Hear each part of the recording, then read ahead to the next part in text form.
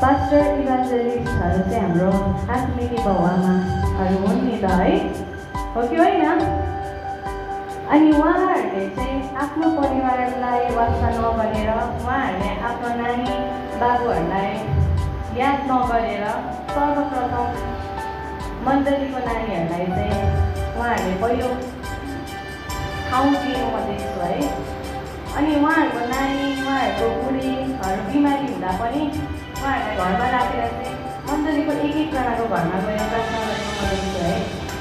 अनि उहाँहरूले चाहिँ कति सेक्रिफाइस गर्नुभएको छ हाम्रो मण्डलीको लागि है।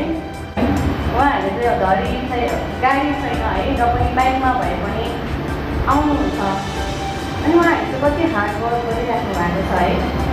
अनि यो आजको दिन चाहिँ हामीले स्पेसल किन मनाउँछौँ भन्दाखेरि उहाँहरूले गर्नुभएको वर्षभरिको उहाँले गर्नुभएको खटीको आज एउटा यो दिन है। अनि यो दिन पनि हामी मण्डलीले हामी नमनाउने त मनाउने नि है। तपाईँहरूको बिचमा एउटा वचनलाई राख्न गइरहेको छु। हुन्छ, एर्मिया 3:15 यस्तो भनेको छ, अनि मेरो हृदयले रुचाएका गोठालाहरू म तिनीहरूलाई दिनेछु, जसले तिनीहरूलाई ज्ञान र बुद्धिसित डोर्याउँछ। आमेन भन्नुहोस् त। हामीले चिनेको पास्टर अग्रजनहरू हो त होइन नि है। परमेश्वरले सुन्नुभएको पास्टर र अग्रजनहरू हुनुहुन्छ उहाँहरू। हामीले चाहेर केही पनि हुँदैन है, जबसम्म परमेश्वरको इच्छा हुँदैन। अनि उहाँहरू चाहिँ माथिबाट चुनेका व्यक्तिहरू हुन्। अनि उहाँहरूलाई आदर गर्ने चाहिँ हाम्रो के हो? कर्तव्य हो। उहाँहरूबाट हामीले कति गाली पनि खान्छौँ, कति उहाँहरूले हामीलाई माया पनि गर्नुहुन्छ। अनि हाम्रो परिवार भत्किएको बेला हामी अरूलाई बोलाउँदैनौँ, उहाँहरूलाई नै बोलाउँछौँ। हाम्रो घरमा मरौपरौँ हुँदा सबैभन्दा अगाडि सोधिदिने उहाँहरू हुनुहुन्छ। हाम्रो जन्म बर्थडेहरूमा सबैभन्दा अगाडि विश गर्नेहरू उहाँहरू नै हुन्छ। अनि मण्डलीलाई भत्किएको ठाउँमा सिनाइ भएर टालिदिनेहरू उहाँहरू नै हुन्छ। हो, उहाँहरूको कुरा कतिचोटि दुःख होला, हामीलाई मन दुख्ला, तर बाबुआमाले तपाईँहरूलाई सताउनुको लागि भन्दाखेरि, हामीलाई भन्दाखेरि हामी चित्र सुन्दैनौँ र रिसाइ पनि भोलिपल्ट बोल्दैनौँ र? म क्वेसन गर्दैछु है। अनि उहाँहरू पनि हाम्रो आत्मिक बाबुआमाहरू हुनुहुन्छ। उहाँहरू भन्दा पनि कतिचोटि मन दुखेको कुराहरू हुन्छ होला, मान्छेको शरीरमा छौँ है। तर जसले हामीलाई गाली गरेर हप्काएर भन्नुहुन्छ भने त्यो चाहिँ सुधारको लागि हुन्छ। म पुरा रिसाउँछु है, मलाई पनि कतिचोटि गाली गर्नुहुन्छ, म रिसाएँ पनि, तर त्यो कुराहरूलाई फेरि मेरो जीवनमा बदलिएको कुराहरू मैले बुझ्न पाएँ, सुधारको कुराहरूलाई बुझ्न पाएँ है। अनि उहाँहरूबाट हप्की आएको छ भने पनि हाम्रो सुधारको लागि हो भनेर चाहिँ हामीले बुझ्नुपर्ने रहेछ है। अनि मण्डली हामीले चुनेको व्यक्तिहरू होइन, उहाँहरू परमेश्वरबाट आउनुभएको व्यक्ति हुनुहुन्छ। 1 थेस्सलोनिकी 5:15 5:12 के भन्दो रहेछ, त्यो पनि तपाईँहरूलाई सुनाउँदैछु।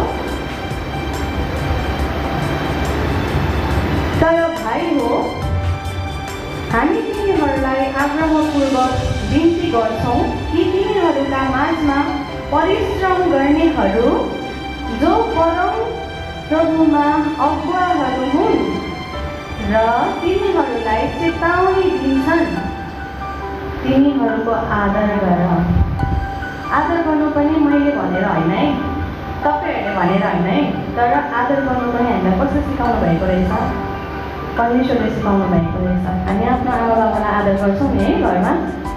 अनि उहाँहरू त मण्डलीका आमा बाबाहरू, उहाँलाई हामी आदर गर्छौँ नि है। तपाईँहरूलाई एकदमै हृदयदेखि धन्यवाद।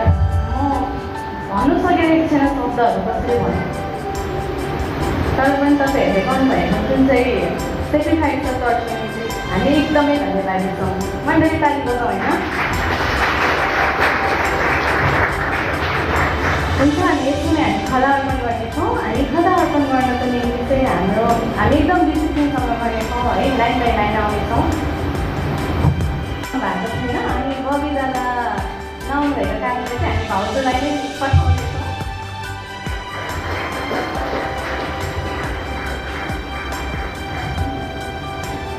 उहाँहरूलाई धन्यवाद है। अनि हाम्रो पास्टर आमाहरूले पनि अनि हाम्रो इभान्जलिस्ट भाउजूले पनि कन्टिन्यू हामीलाई सहायता गर्नु भइरहेको छ। उहाँहरूको लागि चाहिँ हामी ठुलो आवाजमा ताली दिउँ न।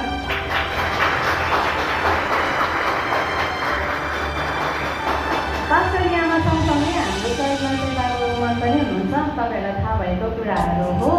अनि उहाँले धेरै खर्च गर्नुहुन्छ है हाम्रो मण्डलीलाई, सबै कुरामा उहाँले हामीलाई सघाइराख्नु भएको छ अनि सिकाइराख्नु भएको छ। उहाँले सिकाएको एउटा प्रुफ म पनि हो। म यहाँ उभिएर बोल्न लायक मलाई उहाँले नै बनाउनु भयो है। अनि उहाँले चाहिँ मण्डलीप्रतिको जिम्मेवारी चाहिँ एकदमै असलपूर्वक निभाउनु भइरहेको छ। अनि हाम्रो बाइबल उनीहरूलाई पनि हामी टोकन अफ लभ दिएर धन्यवाद दिनेछौँ।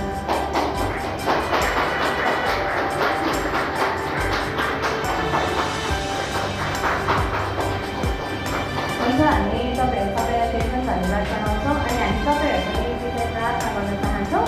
अनि प्रार्थना गर्नुभन्दा अगाडि चाहिँ हाम्रो गीत पनि छ अनि युथहरूको बाटो पनि तपाईँहरूलाई केही समय छ। यो समय चाहिँ म युथलाई दिन्छु।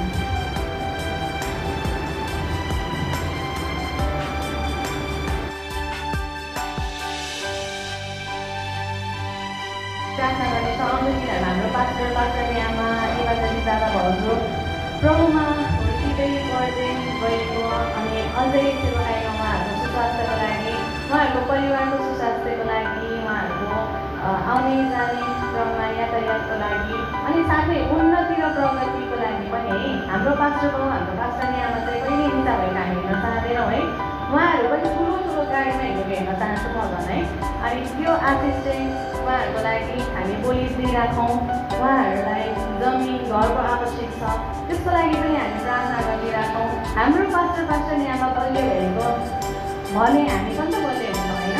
हुन्छ, हामी उहाँहरूको लागि प्रार्थना गर्छौँ।